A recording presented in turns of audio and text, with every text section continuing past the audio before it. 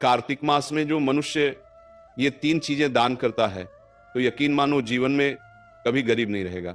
साथियों, कार्तिक मास का समय वह दिव्य अवसर है जब भगवान स्वयं पृथ्वी पर उतरकर अपने भक्तों के घर आते हैं।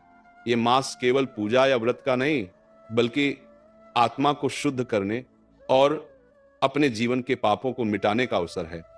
कहा गया है कि जो मनुष्य कार्तिक मास के समाप्त होने से पहले 3 विशेष दान करता है, उसके जीवन से दरिद्रता सदा के लिए दूर हो जाती है। क्योंकि दान केवल धन का लेन देन नहीं होता, यह हृदय की पवित्रता और आत्मा की विनम्रता का प्रतीक होता है। जिस दिन मनुष्य सच्चे भाव से दान करता है, उसी दिन उसका भाग्य बदल जाता है। इसीलिए आज की इस कथा को ध्यान से सुनिएगा, क्योंकि यह केवल दान की बात नहीं करेगी, बल्कि यह बताएगी कि कौन से 3 दान ऐसे हैं जो भगवान विष्णु को अत्यंत प्रिय हैं और जिन्हें करने से जन्म जन्मांतर की दरिद्रता मिट जाती है। दर्शक बंधु, यह कथा आपको उस रहस्य तक ले जाएगी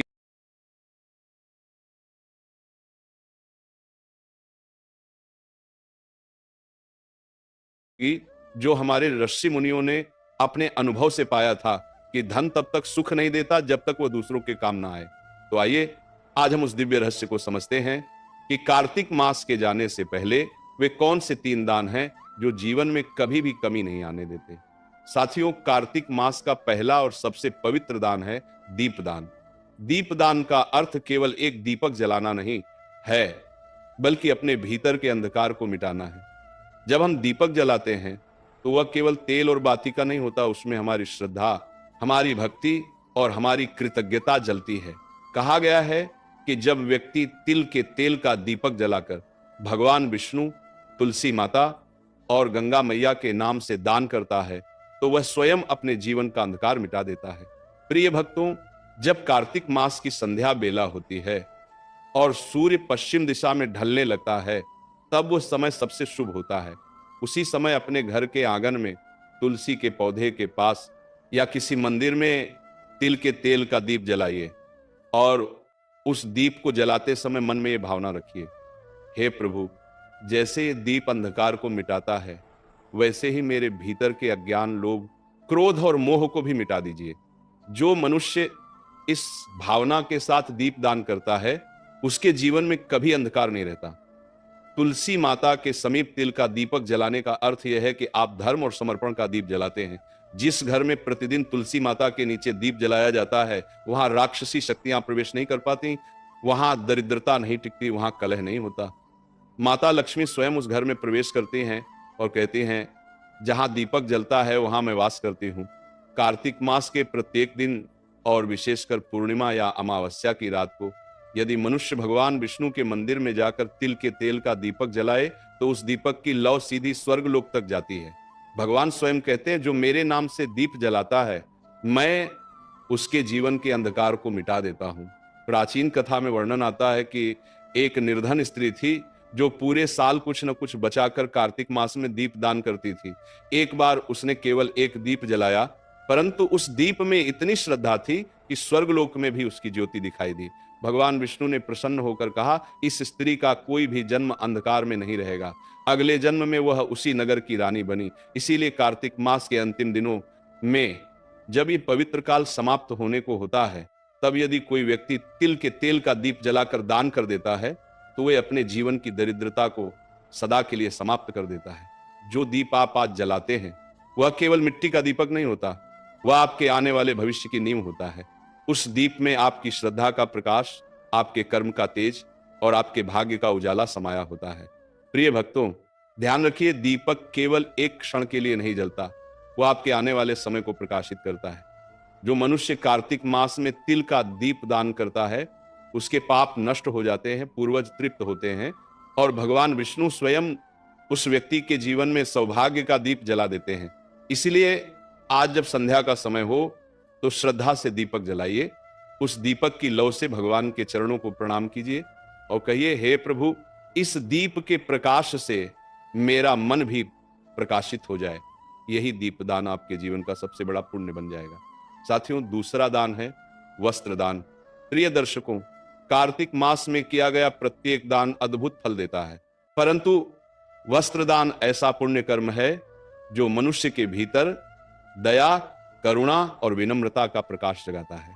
ये केवल कपड़े देने का कार्य नहीं है, बल्कि किसी दूसरे के जीवन में गर्माहट और सम्मान देने का माध्यम है। शास्त्रों में कहा गया है, वस्त्रम ददाति सौख्याय आयुष्याय च कीर्तये। अर्थात जो मनुष्य वस्त्र दान करता है उसे सुख, आयु और कीर्ति तीनों का आशीर्वाद मिलता है। कार्तिक मास के समय जब शीतल हवाएं चलने लगती हैं, जब सुबह ओस की बूंदें धरती पर मोती बनकर गिरती हैं, तब वही ओस किसी निर्धन के तन पर कांपती हुई ठंड बन जाती है। ऐसे समय में यदि कोई व्यक्ति किसी जरूरतमंद को वस्त्र ओढ़ा दे, तो वह केवल कपड़ा नहीं देता, वह भगवान को स्वयं ओढ़ा देता है। भक्तों, ये वही समय है जब मनुष्य का छोटा सा दान भगवान की नजरों में बड़ा बन जाता है, क्योंकि भगवान विष्णु स्वयं कहते हैं, जो मेरे किसी रूप को ढकता है मैं उसे अपने वैकुंठ में स्थान देता हूं। और हम जानते हैं हर जीव में भगवान का ही वास है। कल्पना कीजिए, एक गरीब वृद्ध सड़क किनारे ठंड से कांप रहा है। उसकी आंखों में भय नहीं, परंतु उम्मीद की झलक है, शायद कोई आए और उसे एक ऊनी कपड़ा दे दे। और जब आप जाकर अपने हाथों से उसे एक चादर उड़ा देते हैं, वो आपके पांव छूने लगता है। उसके होंठों से केवल 2 शब्द निकलते हैं, भगवान आपको सुखी रखें। क्या आप जानते हैं, ये आशीर्वाद आपके पूरे जीवन का मार्ग बदल देता है, क्योंकि जो आशीर्वाद एक भूखे या ठंड से कांपते व्यक्ति के मुंह से निकलता है, वह सीधा स्वर्ग तक जाता है और वहां से वापस लक्ष्मी के रूप में लौटता है। पुराणों में कथा आती है, एक बार एक ब्राह्मण परिवार की स्त्री ने कार्तिक मास में अपने पति के लिए बचाई हुई ऊनी चादर एक साधु को दान कर दी। रात में जब वह सोने गई तो उसने स्वप्न में भगवान विष्णु को देखा, जो मुस्कुराकर कह रहे थे, तुमने आज मुझे उड़ाया है, इसलिए अब मैं तुम्हारे घर को कभी खाली नहीं रहने दूंगा।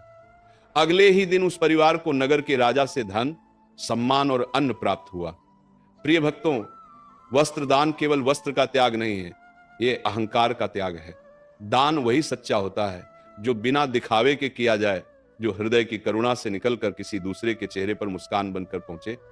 इसलिए कार्तिक मास के इन अंतिम दिनों में अगर आपके पास एक भी नया कपड़ा, शॉल, धोती या साड़ी है, तो उसे किसी गरीब, वृद्ध या भूले बिसरे व्यक्ति को दान कर दीजिए, क्योंकि जो तन ढकता है वह मन को ढकने वाले भगवान का प्रिय बन जाता है। माता लक्ष्मी स्वयं ऐसे व्यक्ति के द्वार पर जाकर कहती हैं, जहां करुणा है वहां मैं स्थायी रूप से रहती हूं। इसलिए भक्तों, कार्तिक मास के इस शुभ समय में वस्त्र दान अवश्य करें। यह दान आपके घर से दरिद्रता मिटाएगा, आपके वंश को समृद्ध करेगा और आपको वह शांति देगा जो किसी स्वर्ण या रत्न से भी बड़ी होती है। साथियों, तीसरा दान है अन्नदान। प्रिय दर्शकों, सभी दानों में सबसे श्रेष्ठ और पवित्र दान है अन्नदान। धर्म ग्रंथों में स्पष्ट कहा गया है, अन्नदानम परम दानम विद्यादानम ततः परम। अर्थात संसार के सभी दानों में अन्नदान सर्वोत्तम है, क्योंकि अन्न ही जीवन का आधार है। जो व्यक्ति भूखे को भोजन कराता है वह किसी मनुष्य का नहीं, स्वयं भगवान का तृप्ति कर्म करता है। कार्तिक मास में जब सृष्टि की ऊर्जा सबसे शांत और दिव्य होती है, तब दिया गया अन्नदाय असंख्य जन्मों के पापों का नाश कर देता है। इसलिए कहा गया है, कार्तिके अन्नम दत्वा कोटि यज्ञ फलम लभेत। जो मनुष्य कार्तिक मास में अन्नदान करता है उसे हजारों यज्ञों के समान पुण्य प्राप्त होता है। प्रिय भक्तों, अन्नदान केवल किसी को भोजन कराने का कार्य नहीं है, ये एक भाव है, एक त्याग है और एक करुणा का रूप है। जब किसी भूखे के पेट में अन्न पहुंचता है तो उसके चेहरे पर जो संतोष झलकता है वही भगवान का आशीर्वाद होता है। और जो यह आशीर्वाद प्राप्त कर लेता है उसके घर से कभी अन्न की कमी नहीं होती। पुराणों में एक कथा आती है, एक बार एक साधारण किसान था जिसका नाम मधुकर था। उसका घर बहुत गरीब था, परंतु हृदय बहुत उदार। कार्तिक मास की पूर्णिमा के दिन उसके पास केवल एक मुट्ठी चावल बचे थे। उसी समय उसके द्वार पर एक भूखा साधु आया और भोजन मांगा। मधुकर की पत्नी ने कहा, ये तो हमारे बच्चों का आखिरी अन्न है। लेकिन मधुकर बोला, अगर आज किसी भूखे को अन्न नहीं दिया तो ये अन्न भी व्यर्थ है। उसने वह चावल साधु को दे दिए। रात में जब दोनों सोए तो स्वप्न में भगवान विष्णु प्रकट हुए और बोले, मधुकर, आज तुमने जो अन्न दिया वह मुझ तक पहुंचा है। अब तुम्हारे घर में कभी अन्न की कमी नहीं होगी। अगले दिन उसी खेत में स्वर्ण के सिक्के उगे।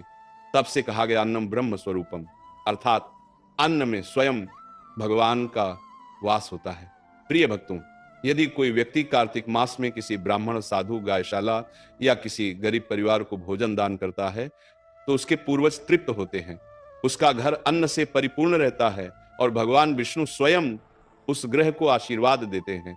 यह दान इतना पवित्र है कि इसे जीवदान कहा गया है, क्योंकि इससे किसी की प्राण रक्षा होती है। अन्न दान करते समय एक बात सदा ध्यान रखें, दान कभी अपमान के साथ न हो, दान हमेशा प्रेम, नम्रता और श्रद्धा से हो। जब आप किसी भूखे को भोजन देते हैं तो ये मत सोचिए कि आपने उसकी मदद की, बल्कि ये मानिए कि भगवान ने आपको उसका साधन बनाया।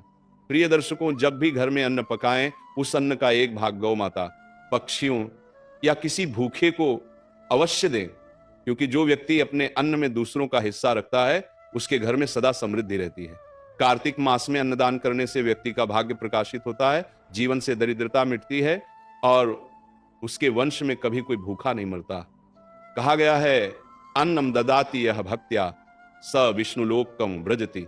जो भक्ति भाव से अन्न दान करता है वह विष्णु लोक को प्राप्त होता है। इसलिए प्रिय भक्तों, जब ये पवित्र कार्तिक मास समाप्त होने को हो तो अपने हाथों से किसी को भोजन कराइए, क्योंकि वही क्षण आपके जीवन की सबसे बड़ी पूजा बन जाएगा।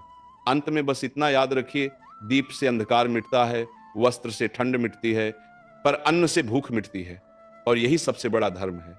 जय श्री हरि, जय मां लक्ष्मी, जय कार्तिक देव।